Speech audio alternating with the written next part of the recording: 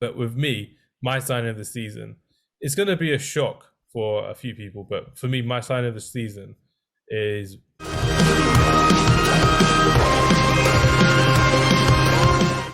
Neil. You mentioned earlier that Rafael Varane is probably your sign of the season.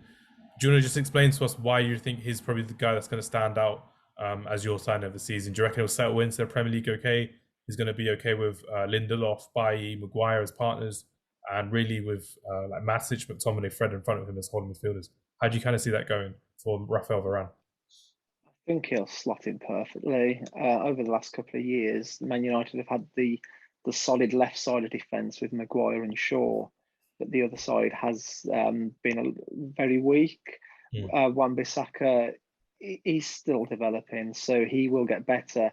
But having Lindelof next to him, he was always going to struggle. With Varane at centre back now, that will give Wan-Bissaka more freedom to go up the wings. He knows that he's got a lot better defence behind him. So I think that that will allow Man U to be a lot more attacking this season. Over the last 2 or 3 years, you've seen when the big teams get the defence right, it wins the league for them. So Liverpool were never anywhere near the top of the league, but as soon as they got Van Dijk at the back, they won the league with him. Man City dropped the league a couple of years ago when they lost company. I hadn't replaced him. They spent millions on trying to find that right defender. Last season, they signed Diaz, won the league again. So I think that Man U will give it a real push this season because their defence is going to be solid. And that's one of the reasons why I said that Liverpool will do really well.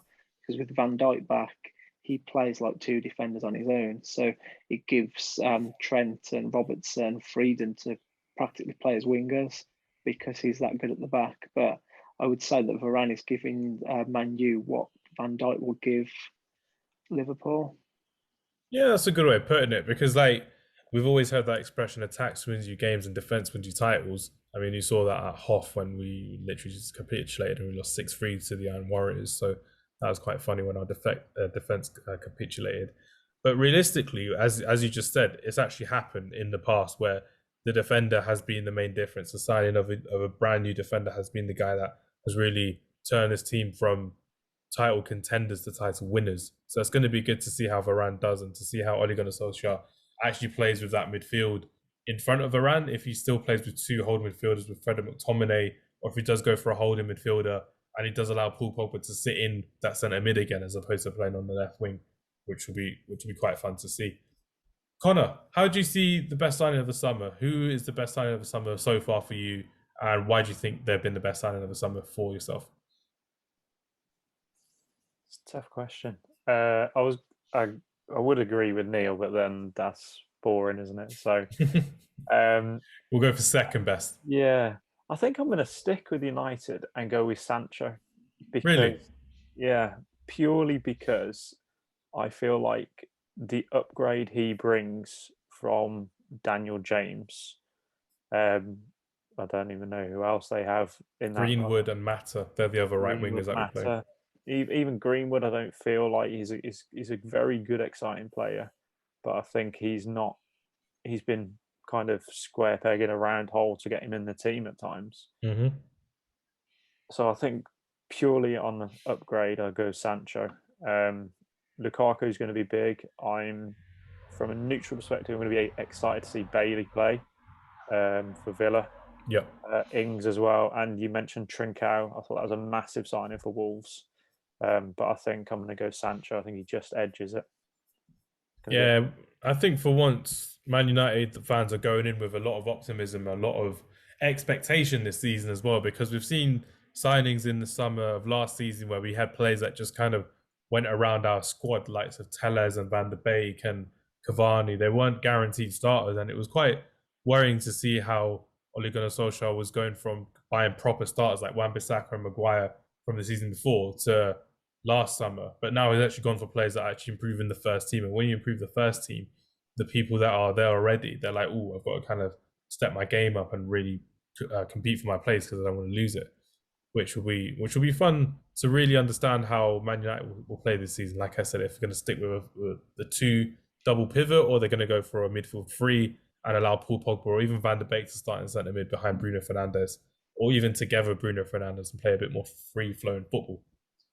There's a few good signings for me that I've seen. Trincao is a fun player that I've enjoyed watching at Barcelona in the Champions League last season. He's someone that I believe will have a good career and someone that will do really well. But if Wolves is the right team for him, I'm not too sure because they've got Pedro Neto, they've got Jimenez, Adama Traore. He may just be another bench player for them. I don't want him to be, but I think he might be. Ben White going to Arsenal. I think that's a really good signing. Ben White kind of needed that move, I think, from Brighton. But even Brighton, they've got Dunk, they've got Webster, they've had pretty good centre backs. Are probably better than Ben White. It's just because he's younger and is someone that has got a lot more potential to build. If Arteta can get that out of him, because they spent a lot on Saliba 2-3 seasons ago, and he still hasn't played a game for them. I think he's gone on loan out somewhere else as well, which is crazy. But with me, my signing of the season, it's going to be a shock for a few people, but for me, my signing of the season is really never tongue tied. But basically, I think the player that's going to be the best signing of the season is Ibrahima Konate for Liverpool. I'm going to give myself a minute because I chose a Liverpool player. Take all the time you need. Oh man, I struggled saying that, but when you look at on paper, I know on paper on FIFA, and you look at the defense of Alexander-Arnold, Konate, Van Dijk, and Robertson, who's recently got injured, so that's quite worrying for them. They'll probably play Milner left back or that Greek left back whose name I forgot or can't pronounce properly. But Ibrahima Konate, he's someone that could actually be leading the defense for the next 5-10 years because of how young and how mature he's played for Salzburg, and should really be pushing for bigger games. And I'm glad he's got that Liverpool move from an objective point of view. But from a Man United point of view, if you're looking at the defense of Konate and Van Dijk, not many people are getting past them pace-wise because they're both pacey centre-backs. Not many people are beating them in the air because they're both ridiculously huge, talented centre-backs, and they know how to play the game. They know how to win those dirty tackles. And how do you get past them? Like, Neil, how would you get past them if you're looking at Aston Villa with Ings, Watkins, Bailly as your front three, and you've got Konate, Van Dijk, Robertson, and Trent Alexander-Arnold? I know Alexander-Arnold is weak defensively, or weakest link defensively, but that pairing is something scary for me personally. Like, I wouldn't want to go to Anfield and play against them and go 1-0 down and try and get past them. That's difficult for me. But how would you see that, Neil? Konate and Van Dijk.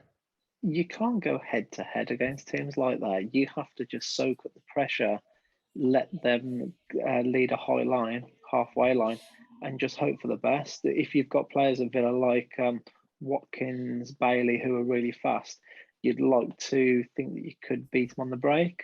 Yeah.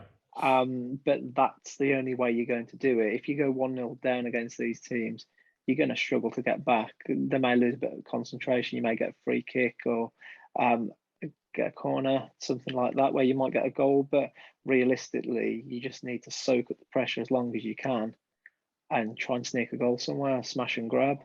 But it's not going to be very easy for the teams. And that's the reason I think, like with Man U, you've got it at Man City to some extent, and at Liverpool, their defence they're just that good that you're not going to break them down. Just have to find alternative ways of going about it. Like you said, change of tactics, maybe change of formation, even just to get past them. Connor, how do you see that defence for Liverpool with Konate, Van Dijk at centre back? Would that be something that even the best of attacks, even the best of attacking managers will struggle to get past this season? On paper, like you said, yes, it's a very good defence. Like Neil said, you can't go up against it. You go up against it, you'll lose. Mm-hmm. Whether it actually works like that, who knows? But you could almost see a kind of Puyol Piqué kind of partnership. You got the older one teaching the younger one, and then the younger one becomes the main man, like you said, in 5 or 10 years. Yeah, it's going to be tough. It's going to be tough for anyone going against it. You hit them on the break. I think you used Villa as the example.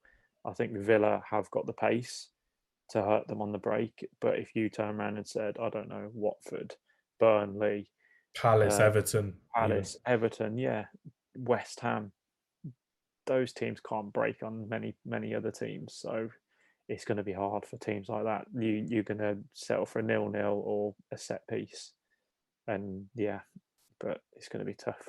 It's going to be tough.